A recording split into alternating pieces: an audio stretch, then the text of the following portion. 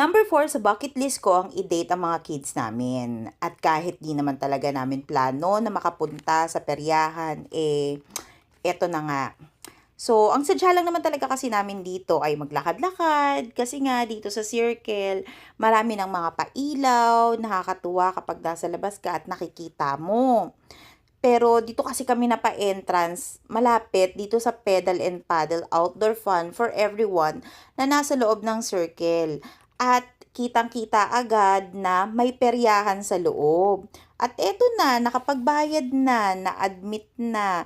Kaya naman, pasok na tayo. Sa tulad naming gabing nagpunta dito, kailangan naming magbayad ng 30 pesos entrance fee. Pero libre daw ang mga bata na hindi lalagpas ng 3 feet or doon sa dilaw na yon. As you can see, si Zandro nakalagpas na sa dilaw na yon. Kaya naman, kailangan namin siyang bayaran ng 30.